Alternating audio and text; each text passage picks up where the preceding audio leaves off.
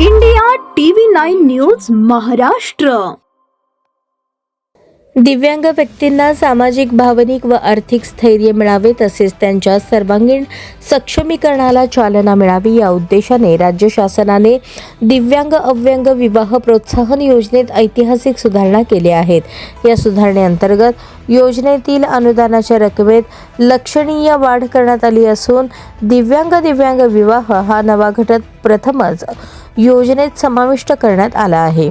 सुधारित योजनेनुसार दिव्यांग अव्यंग विवाहासाठी 1,50,000, दिव्यांग विवाहासाठी 2,50,000 इतके अनुदान देण्यात येणार आहे.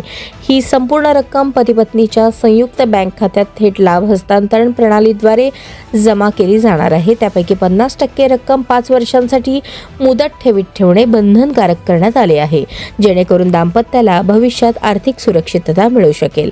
दिव्यांग व्यक्तींच्या आयुष्यात विवाहातून मिळणारे भावनिक, मानसिक आणि सामाजिक स्थैर्य अत्यंत महत्त्वाचे असते. ही बाब लक्षात घेऊन शासनाने अनुदानात वाढ करण्याचा निर्णय घेतला आहे.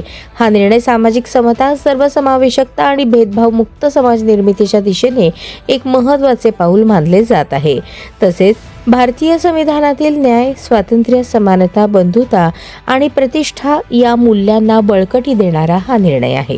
योजनेचा लाभ घेण्यासाठी काही अटी निश्चित करण्यात आल्या आहेत. यामध्ये वधू किंवा वर यांच्याकडे किमान 40% किंवा त्यापेक्षा अधिक दिव्यांगत्वाचे UDID प्रमाणपत्र असणे आवश्यक आहे.